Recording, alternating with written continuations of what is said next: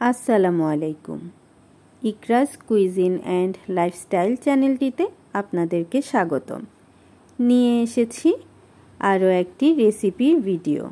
আজ দেখাবো মাত্র 15 মিনিটে কিভাবে আপনারা পাউরুটি এবং দুধ দিয়ে খুব সহজে একটি ডেজার্ট আইটেম তৈরি করতে পারবেন। শুরুতেই নিয়ে নিচ্ছি হাফ কেজি পরিমাণ দুধ। তারপর সেই দুধকে 2 ভাগ করে নিলাম। 1 ভাগ রেখেছি হলুদ রঙের ক্রিম তৈরি করার জন্য এবং আরেক ভাগ রেখেছি সাদা রঙের ক্রিম তৈরি করার জন্য। তার থেকে আধা কাপ দুধ আলাদা করে নিয়েছি। এর মধ্যে কিছুটা কাস্টার্ড পাউডার দিয়ে দিয়েছি 2 থেকে আড়াই চামচ পরিমাণ। এবার কাস্টার্ড পাউডারটি দুধের সাথে ভালো করে মিশিয়ে নিয়েছি। কাস্টার্ড পাউডারটি আপনারা অবশ্যই ঠান্ডা দুধের সাথে মেশাবেন, না হলে কিন্তু দলা পেকে যেতে পারে। একটি বক্স নিয়ে নিয়েছি। ডেজার্ট আইটেমটি এই বক্সেই আমি সেট করব। এরপর কিছু পাউরুটি নিয়ে নিয়েছি। পাউরুটিগুলো সাইড কেটে নিচ্ছি। আপনারা একইভাবে কিন্তু নবাবী সেমাইও তৈরি করতে পারেন, শুধু সেখানে পাউরুটির জায়গায় হবে সেমাই। সেমাইগুলো স্বাদ মতো চিনি এবং কিছুটা ঘি দিয়ে ভালোভাবে ভেজে নিতে হবে।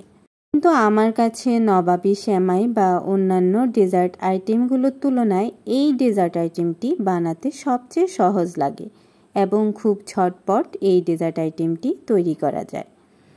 আমার পাউরুটি কাটা অলমোস্ট শেষ। এই পাশে আরও একটি পাউরুটিকে 2 ভাগ করে বসিয়ে নিলাম। এখন চুলায় দুধ বসিয়ে দিয়েছি। দুধের সাথে পরিমাণ মতো কিছুটা চিনি দিয়ে দিয়েছি। চিনিগুলো ভালোভাবে দুধের সাথে মিশিয়ে নেব। চিনিগুলো যখন গলে যাবে তখন ওই যে কাস্টার্ড পাউডার দুধের সাথে মিশিয়ে নিয়েছিলাম এগুলোই দিয়ে দিব। কিছুক্ষণ জাল করার পরে দেখবেন আস্তে আস্তে কিছুটা ক্রিমি টেক্সচার চলে আসবে। এই যে যখন এরকম হবে তখনই ঝটপট সেট করে রাখা পাউরুটির উপর ক্রিমগুলো দিয়ে দেবেন। এর থেকে বেশি ঘন করতে যাবেন না, কারণ ঠান্ডা হলে আরও কিছুটা ঘন হবে। এই যে এভাবে ভালো করে প্রতিটি কোনায় কোনায় ক্রিম দিয়ে দিবেন। অবশ্যই অর্ধেক ক্রিম দিবেন, কারণ উপরে আরও একটি লেয়ার হবে। আমি উপরে আরও একটি পাউরুটির লেয়ার দিয়ে দিয়েছি।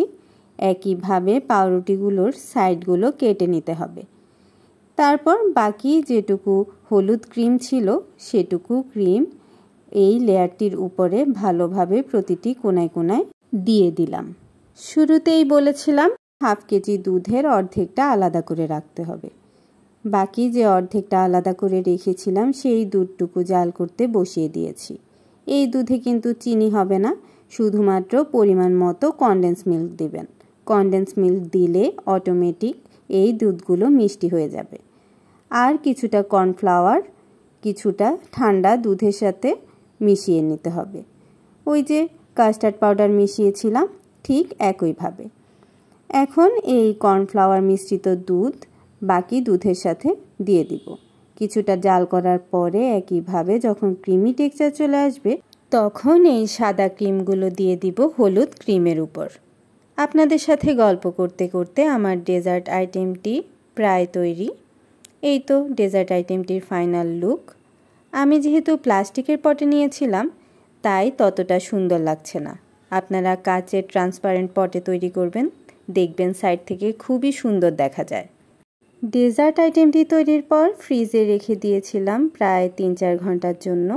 এরপর পরিবেশন করেছি। এই ডেজার্ট আইটেমটি দেখতে যতটা সুন্দর খেতেও খুবই মজা। আপনারা অবশ্যই বাসায় বানিয়ে দেখবেন কেমন লাগে। ধন্যবাদ।